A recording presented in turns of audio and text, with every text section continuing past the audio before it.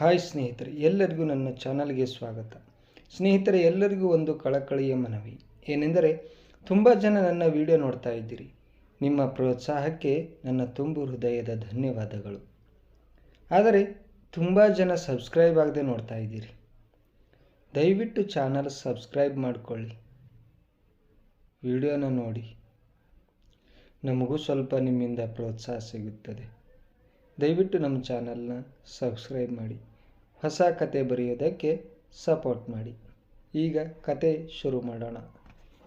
ನನ್ನ ಕೆಲಸಕ್ಕೆ ಸೇರಿದ ಒಂದು 6 ತಿಂಗಳ ನಂತರ ನಮ್ಮ ಅಕ್ಕ ಮತ್ತು ಭಾವ ವಾಸ ಇದ್ದ ಅದೇ ನಗರಕ್ಕೆ ನನ್ನ ಟ್ರಾನ್ಸ್ಫರ್ ಆಯಿತು. ಅವರನ್ನು ಭೇಟಿಯಾಗೋದಕ್ಕೆ ನಾನು ತುಂಬ ಖುಷಿಪಟ್ಟೆ. ಯಾಕೆಂದರೆ ನನ್ನ ಭಾವನೊಂದಿಗೆ ನನ್ನ ನಡವಳಿಕೆ ಅಂದರೆ ನನ್ನ ಸಲುಗೆ ತುಂಬ ಸ್ನೇಹಪರವಾಗಿತ್ತು. ನಾವು ತುಂಬ ಗುಡ್ ಫ್ರೆಂಡ್ಸ್. ಮತ್ತು ಅಕ್ಕನ ಜೊತೆಗಂತೂ ಮೊದಲಿನಿಂದಲೂ ನನಗೆ ಚೆನ್ನಾಗಿ ಹೊಂದಿಕೆ ಆಗ್ತಾ ಇತ್ತು. 3-4 ದಿನಗಳಲ್ಲಿ ನಾನು ನನ್ನೆಲ್ಲ ಸಾಮಾನುಗಳನ್ನು ತೆಗೆದುಕೊಂಡು ಅವರ ಬಳಿ ತಲುಪಿದೆ. ನಾನು ಬಂದಿದ್ದಕ್ಕೆ ಅವರು ಕೂಡ ತುಂಬ ಸಂತೋಷಪಟ್ಟರು. ನನ್ನ ಅಕ್ಕನಿಗೆ 2 ಮುದ್ದಾದ ಮಕ್ಕಳಿದ್ದರು. ಅವರೊಂದಿಗೆ ಆಟ ಆಡೋದು ಅಂದರೆ ನನಗೆ ತುಂಬ ಇಷ್ಟ ಆಗಿತ್ತು. ಚಿಕ್ಕ ಮಕ್ಕಳಲ್ವಾ, ಅವರ ಜೊತೆ ಆಟ ಆಡೋದು ನನಗೆ ತುಂಬ ಇಷ್ಟ ಇತ್ತು. ಒಂದು ದಿನ ನಾನು 4 ದಿನಗಳ ಕಾಲ ಮತ್ತೊಂದು ನಗರಕ್ಕೆ ಮೀಟಿಂಗ್ ಸಂಬಂಧ ಹೋಗಬೇಕಾಯಿತು. ನಾನು ನನ್ನ ಸ್ವಲ್ಪ ಸಾಮಾನುಗಳನ್ನು ತೆಗೆದುಕೊಂಡು ಅಕ್ಕನಿಗೆ ಒಂದು 4 ದಿನ ಬಿಟ್ಟು ಬರ್ತೇನೆ, 4 ದಿನಗಳ ನಂತರ ಹಿಂದಿರುಗುತ್ತೇನೆ ಅಂತ ಹೇಳಿ ಅಲ್ಲಿಂದ ಹೊರಟೆ. ಆದರೆ ನಾನು ಫ್ಲೈಟ್ ಏರೋ ಅಷ್ಟರಲ್ಲಿ ನನ್ನ ಬಾಸ್ ವಿದೇಶಿ ಕ್ಲೈಂಟ್ಗಳು ಬರಬೇಕಾಗಿದ್ದ ವಿಮಾನಗಳು ಬರ್ತಾ ಇಲ್ಲ, ವೆದರ್ ಸರಿ ಇಲ್ಲ, ರದ್ದಾಗಿವೆ ಅಂತ, ಹಾಗಾಗಿ ಮೀಟಿಂಗ್ ಕ್ಯಾನ್ಸಲ್ ಆಗಿವೆ ಅಂತ ಹೇಳಿದರು. ಹಾಗಾಗಿ ಅವರು ಈ ವಾರ ಬರೋದಿಲ್ಲ ಮತ್ತು ಮೀಟಿಂಗ್ 1-2 ವಾರಗಳ ನಂತರ ನಡೆಯಲಿದೆ ಅಂತ ಹೇಳಿದರು. ಮೀಟಿಂಗ್ ರದ್ದಾದ ಕಾರಣ ನಾನು ವಾಪಸ್ ಅಕ್ಕನ ಮನೆಗೆ ಬರಬೇಕಾಯಿತು. ನಾನು ಮನೆ ತಲುಪಿದಾಗ ಬಾಗಿಲು ಒಳಗಿನಿಂದ ಲಾಕ್ ಆಗಿತ್ತು. ನಾನು ತುಂಬ ಹೊತ್ತು ಬೆಲ್ಲುತ್ತಿದೆ, ಆದರೆ ಯಾರೂ ಕೂಡ ತೆಗೆದಿಲ್ಲ. ಬಾಗಿಲು ಬಹುಶಃ ಬೆಲ್ ಕೆಟ್ಟಿರಬಹುದು ಅಂತ ನಾನು ಅಂದ್ಕೊಂಡೆ. ನಾನು ತುಂಬ ಹೊತ್ತು ಬಾಗಿಲು ತಟ್ಟಿದೆ, ಆದರೂ ಯಾರೂ ಬಾಗಿಲು ತೆಗೆಯದೇ ಇದ್ದಾಗ ನನಗೆ ಸ್ವಲ್ಪ ಆತಂಕ ಆಯಿತು. ಅಕ್ಕನಿಗೆ ಏನಾದರೂ ಆಗಿರಬಹುದೇ ಅನ್ನೋ ಗಾಬರಿ ಆಯಿತು. ಯಾಕಂದರೆ ಬಾವ ಬೆಳಿಗ್ಗೆ ಆಫೀಸ್ಗೆ ಹೋದರೆ ಸಂಜೆನೇ ವಾಪಸ್ ಬರ್ತಾಯಿದ್ರು. ಅಕ್ಕ ಮನೆಯಲ್ಲಿ ಒಬ್ಬರೇ ಇರ್ತಾಯಿದ್ರು. ಹಲವು ಬಾರಿ ಕೆಲಸದ ಮೇಲೆ ನಮ್ಮ ಬಾವ ನಗರದಿಂದ ಹೊರಗಡೆ ಕೂಡ ಹೋಗ್ತಾಯಿದ್ರು. ಈ ಸಮಯದಲ್ಲಿ ಅಕ್ಕ ಮನೆಯಲ್ಲಿ ಒಬ್ಬಳೇ ಇರ್ತಾಳೆ. ಮಕ್ಕಳು ಕೂಡ ಶಾಲೆಗೆ ಹೋಗಿರುತ್ತಾರೆ. ಅಕ್ಕನ ಆರೋಗ್ಯ ಏನಾದರೂ ಕೆಟ್ಟಿರಬಹುದೇ ಅಂಥೇಳಿ ನನಗೆ ತುಂಬ ಟೆನ್ಷನ್ ಆಯಿತು. ನನ್ನ ಬಳಿ ಬೇರೆ ಕೀ ಯಾವುದೂ ಇರಲಿಲ್ಲ. ಹಾಗಾಗಿ ಒಳಗೆ ಹೋಗೋದಕ್ಕೆ ದಾರಿ ಹುಡುಕತೊಡಗಿದೆ. ಮನೆಯ ಹಿಂಭಾಗಕ್ಕೆ ಹೋದಾಗ ಅಡುಗೆ ಮನೆಯ ಕಿಟಕಿ ತೆರೆದಿರೋದು ಕಾಣಿಸ್ತು. ಅದನ್ನು ನೋಡಿ ಸ್ವಲ್ಪ ನನಗೆ ಸಮಾಧಾನ ಆಯಿತು. ತಕ್ಷಣ ನಾನು ಏನು ಮಾಡಿದೆ, ಕಿಟಕಿ ಮೂಲಕ ಒಳಗನೆ ನೆಗೆದೆ. ಅಂದರೆ ಕಿಟಕಿ ದೊಡ್ಡದಾಗಿತ್ತು, ಓಪನ್ ವಿಂಡೋಸ್. ಅದರ ಒಳಗೆ ಅಕ್ಕ ಎಲ್ಲಿಯೂ ಕಾಣಿಸಲಿಲ್ಲ. ಸ್ವಲ್ಪ ಮುಂದೆ ಹೋದಾಗ ಮೇಜಿನ ಮೇಲೆ ಕೆಲವು ಗುಲಾಬಿ ಹೂವುಗಳು ಇರೋದನ್ನು ಕಾಣ್ದು ಮತ್ತು ಅಕ್ಕನ ಕೋಣೆಯಿಂದ ಕೆಲವು ವಿಚಿತ್ರ ಶಬ್ದಗಳು ಕೇಳಿ ಬರ್ತಾ ಇದ್ವು. ನಾನು ಆ ಕಡೆ ಹೋದೆ. ಅವರ ಕೋಣೆಯ ಬಾಗಿಲು ಸ್ವಲ್ಪ ತೆರೆದಿತ್ತು. ಆಗ ನಾನು ಆ ದೃಶ್ಯವನ್ನು ಕಂಡೆ. ಅದನ್ನು ನಾನು ನೋಡಬಾರದಾಗಿತ್ತು. ನನ್ನ ಅಕ್ಕ ಭಾವನ ಮೇಲೆ ಕುಳಿತು ಅದೆಲ್ಲವನ್ನ ಮಾಡ್ತಾ ಇದ್ಲು. ಅವರಿಬ್ಬರು ಪೂರ್ಣ ಜೋಶಲ್ಲಿದ್ದರು. ಬಹುಶಃ ಅದೇ ಗುಂಗಿನಲ್ಲಿ ಅವರಿಗೆ ನಾನು ಬಾಗಿಲು ತಟ್ಟಿದ ಶಬ್ದ ಕೇಳಿಸದೆ ಇರಬಹುದೇನೋ. ತುಂಬ ಬ್ಯುಸಿಯಾಗಿದ್ದರು, ತುಂಬ ಜೋಶಲ್ಲಿದ್ದರು. ಅವರ ಅಂತಹ ಖಾಸಗಿ ಕ್ಷಣಗಳನ್ನು ನಾನು ನೋಡಬಾರ್ದಿತ್ತು ಅಂತ ತಕ್ಷಣ ಹಿಂದೆ ಸರಿದೆ. ಅವರಂಥ ಸ್ಥಿತಿಯಲ್ಲಿ ನೋಡಿದ್ದಕ್ಕೆ ಮನಸ್ಸಿನಲ್ಲಿ ತುಂಬ ಮುಜುಗರವಾಯಿತು. ಅವರಿಗೆ ನಾನು ಒಳಗೆ ಬಂದಿರೋದು ಮತ್ತು ಅವರನ್ನು ನೋಡಿದ್ದು ತಿಳಿದರೆ ಅವರಿಗೂ ಮುಜುಗರ ಆಗುತ್ತೆ ಅಂತ ಅಂದ್ಕೊಂಡು ನಾನು ತಕ್ಷಣ ಕಿಟಕಿಯ ಮೂಲಕ ಹೊರಗಡೆ ಬಂದೆ. ಯಾವುದಾದರೂ ರೆಸ್ಟೋರೆಂಟ್ಗೆ ಹೋಗಿ 2-3 ಗಂಟೆ ಕಾಲ ಕಳೆದು ಬರುತ್ತೇನೆ. ಅಲ್ಲಿಯವರೆಗೆ ಅವರು ತಮ್ಮ ಪ್ರೀತಿಯ ಕ್ಷಣಗಳನ್ನು ಆನಂದಿಸಲಿ ಅಂತ ಹೇಳಿ ಹತ್ತಿರದ ಒಂದು ಪ್ರಸಿದ್ಧ ಹೋಟೆಲ್ಗೆ ಹೋದೆ. ನಾನು ಅಲ್ಲಿ ಕುಳಿತುಕೊಂಡು ಆರ್ಡರ್ ಮಾಡಿದ ಆಹಾರಕ್ಕಾಗಿ ಕಾಯ್ತಾ ಇದ್ದೆ. ಇನ್ನೇನು ಊಟ ಬರಬೇಕು ಅಂತ ನಾನು ಕಾಯ್ತಾ ಇದ್ದಾಗ ಭಾವ ಕೆಲವು ಜನರೊಂದಿಗೆ ಹೋಟೆಲ್ನಿಂದ ಹೊರಗೆ ಬರ್ತಾ ಇರೋದನ್ನು ಕಂಡೆ. ನಮ್ಮ ಭಾವ ಅಲ್ಲಿದ್ದರು. ಅವರನ್ನು ನೋಡಿ ನನಗೆ ತುಂಬ ಶಾಕ್ ಆಗೋಯಿತು. ಭಾವ ಮನೆಯಲ್ಲಿದ್ದರು, ಮತ್ತೆ ಇದ್ದಕ್ಕಿದ್ದಂತೆ ಇಲ್ಲಿಗೆ ಹೀಗೆ ಬಂದರು. ಇದು ನನಗೆ ತುಂಬ ಆಶ್ಚರ್ಯ ತಂದಿತು. ಹಾಗಾಗಿ ನಾನು ತಕ್ಷಣ ಅವರ ಹಿಂದೆ ಹೋಗಿ ಅವರನ್ನು ಕೇಳಿದೆ. ನನ್ನ ಧ್ವನಿ ಕೇಳಿ ಅವರು ಹಿಂದೆ ತಿರುಗಿದರು ಮತ್ತು ನನ್ನನ್ನು ಅಲ್ಲಿ ನೋಡಿ ಅವರು ಕೂಡ ಬೆಚ್ಚಿಬಿದ್ದರು. ನೀನು ಹೊರಗೆ ಹೋಗಬೇಕಿತ್ತಲ್ಲ, ಅಂದರೆ ಊರಿಂದ ಹೊರಗೆ ಹೋಗ್ತೀನಿ ಅಂತ ಹೇಳಿದೆಯಲ್ಲ, ಇಲ್ಲಿ ಏನು ಮಾಡ್ತಾ ಇದ್ದೀಯಾ ಅಂತ ಕೇಳಿದರು.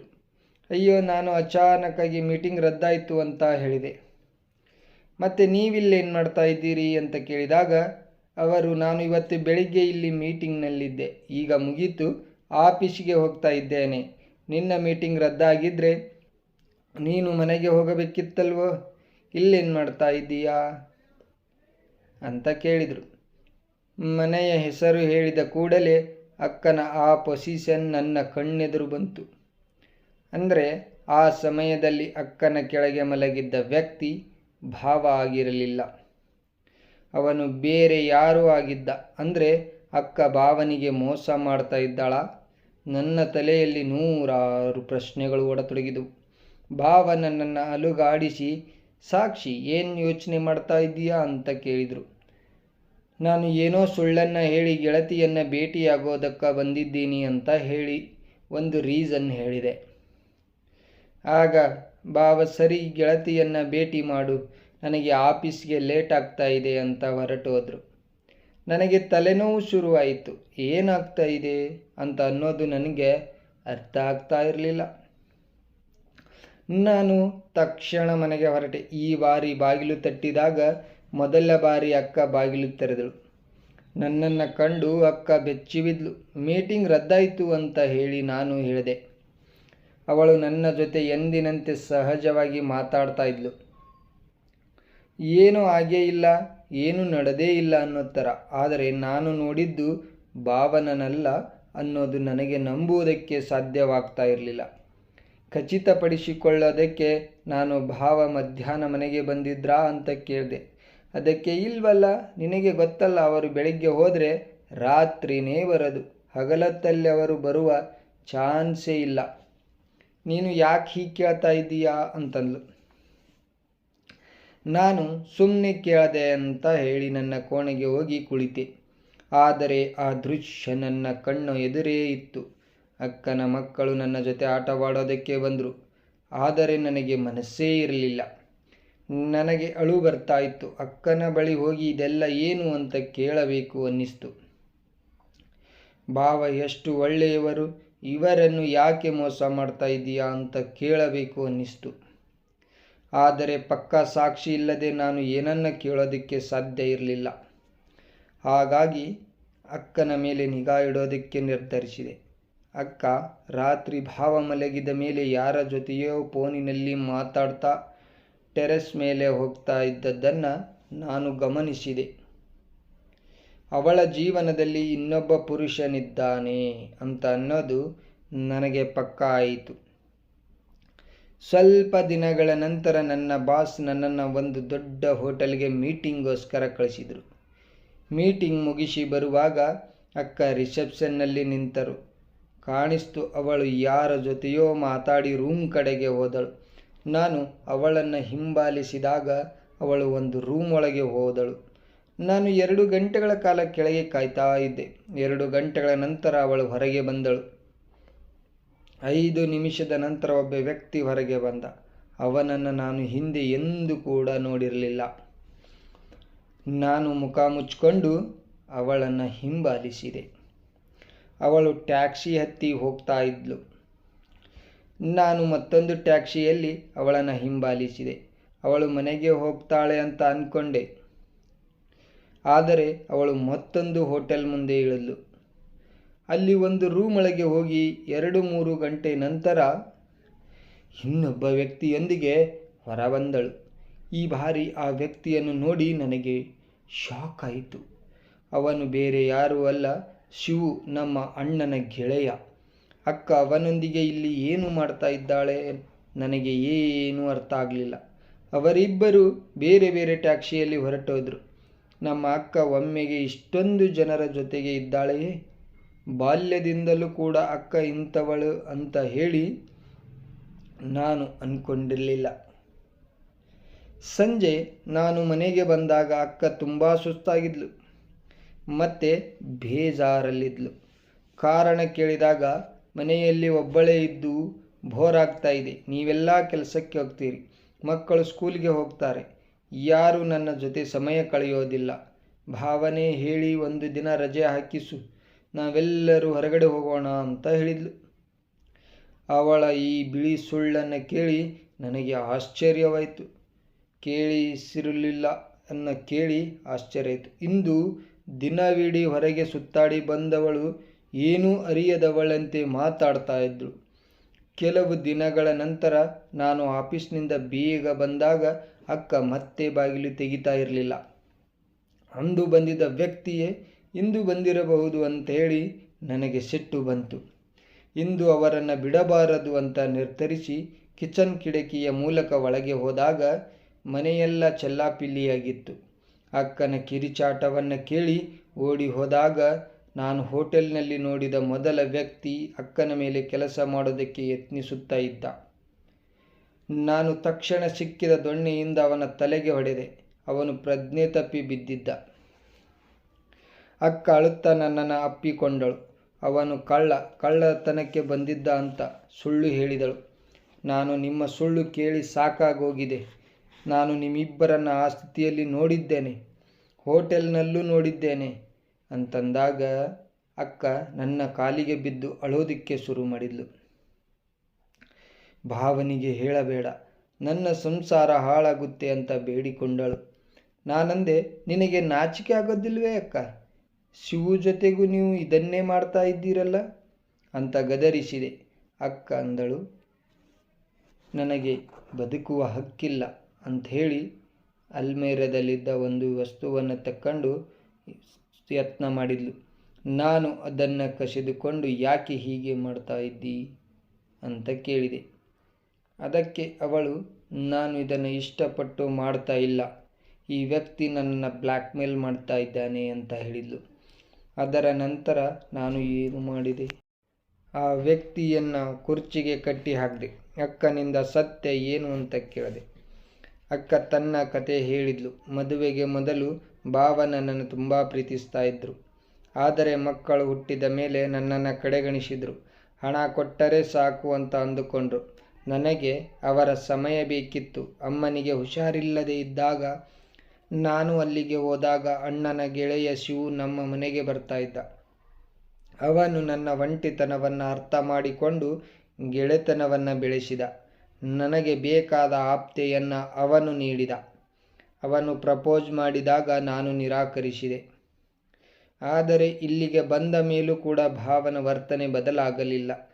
ತಾನು ಡಿಪ್ರೆಷನ್ಗೆ ಒಳಗಾದೆ. ಹಾಗಾದರೆ ಶಿವು ಮತ್ತೆ ಫೋನ್ ಮಾಡಿ ಕ್ಷಮೆಯನ್ನು ಕೇಳಿ ಸ್ನೇಹ ಮುಂದುವರಿಸುತ್ತಾ ಭಾವನಿಗೆ ಶಿವು ಮನೆ ಬರೋದು ಇಷ್ಟ ಇರಲಿಲ್ಲ.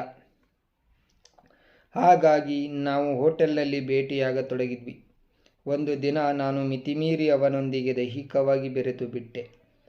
ನಂತರ ಶಿವನ ಗೆಳೆಯ ವ್ಯಕ್ತಿ ನಮ್ಮ ವಿಡಿಯೋ ಮಾಡಿಕೊಂಡಿದ್ದಾನೆಂದು ಶಿವು ಹೇಳ್ತಾ ಆ ವ್ಯಕ್ತಿ ಆ ವಿಡಿಯೋ ಇಟ್ಟುಕೊಂಡು ನನ್ನನ್ನು ಬ್ಲ್ಯಾಕ್ ಮೇಲ್ ಮಾಡತೊಡಗಿದ. ಅವನ ಆಶೆಗೆ ನಾನು ಬಲಿಯಾಗಬೇಕಾಯಿತು. ಈಗ ಅವನು ಹಣಕ್ಕೂ ಬೇಡಿಕೆ ಇಡ್ತಾ ಇದ್ದಾನೆ ಅಂತ ಅಕ್ಕ ಅಳ್ತಾ ಹೇಳೋದಕ್ಕೆ ಶುರು ಮಾಡಿದಳು. ಅಷ್ಟರಲ್ಲಿ ಆ ವ್ಯಕ್ತಿಗೆ ಪ್ರಜ್ಞೆ ಬಂತು. ನಾನು ಅವನ ಫೋನ್ ಕಸಿದುಕೊಂಡು ವಿಡಿಯೋವನ್ನು ಡೆಲೀಟ್ ಮಾಡಿದೆ. ಅವನು ಜೋರಾಗಿ ನಗುತ್ತಾ, ಶಿವನ ಫೋನಲ್ಲೂ ವಿಡಿಯೋ ಇದೆ, ಇದೆಲ್ಲ ಶಿವನ ಪ್ಲ್ಯಾನ್, ನಿನ್ನನ್ನು ಬ್ಲ್ಯಾಕ್ ಮೇಲ್ ಮಾಡಿ ಹಣ ಮತ್ತು ಸುಖ ಎರಡನ್ನ ಪಡೆಯೋದಕ್ಕೋಸ್ಕರ ನಮ್ಮ ಉದ್ದೇಶವಾಗಿತ್ತು ಅಂತ ಹೇಳಿ ಸತ್ಯ ಬಾಯಿಬಿಟ್ಟ. ಅಕ್ಕನಿಗೆ ತನ್ನ ತಪ್ಪಿನ ಅರಿವಾಗಿ ಅಳೋದಿಕ್ಕೆ ಶುರು ಮಾಡಿದ್ಲು. ನಾನು ಜಾಣತನದಿಂದ ಶಿವನನ್ನ ಮನೆಗೆ ಕರೆಸಿದೆ. ಅವರಿಬ್ಬರನ್ನು ಪೊಲೀಸರಿಗೆ ಒಪ್ಪಿಸಿದೆ. ಭಾವನಿಗೆ ತಿಳಿಯದಂತೆ ಎಲ್ಲವನ್ನ ಕೂಡ ಹ್ಯಾಂಡಲ್ ಮಾಡಿದೆ. ಶಿವು ಮತ್ತು ಆ ಮನುಷ್ಯನಿಗೆ ಅಂದರೆ ಆ ವ್ಯಕ್ತಿ ಹೆಸರು 10 ವರ್ಷ ಶಿಕ್ಷೆ ಆಯಿತು. ಅಕ್ಕ ತನ್ನ ತಪ್ಪಿಗೆ ಕ್ಷಮೆಯನ್ನು ಕೇಳಿ ಇನ್ನು ಮುಂದೆ ಕೇವಲ ಕುಟುಂಬದ ಕಡೆ ಗಮನ ಹರಿಸುವುದಾಗಿ ಪ್ರಮಾಣವನ್ನು ಮಾಡಿದ್ಲು. ನನ್ನಿಂದಾಗಿ ಅಕ್ಕನ ಸಂಸಾರ ಉಳಿತು. ಗೆಳೆಯರೇ, ನಾನು ಬರೆದ ಈ ಕತೆ ನಿಮಗೆ ಏನನ್ನಿಸ್ತು ಕಾಮೆಂಟ್ ಮಾಡಿ ತಿಳಿಸಿ ಮತ್ತು ನಮ್ಮ ಚಾನಲನ್ನು ಸಬ್ಸ್ಕ್ರೈಬ್ ಮಾಡಿ. ಈ ಕತೆಯನ್ನು ಲೈಕ್ ಮಾಡಿ ಮತ್ತು ಶೇರ್ ಮಾಡಿ. ಮತ್ತೆ ಮುಂದಿನ ವಿಡಿಯೋದಲ್ಲಿ ಸಿಗೋಣ. ಧನ್ಯವಾದಗಳು.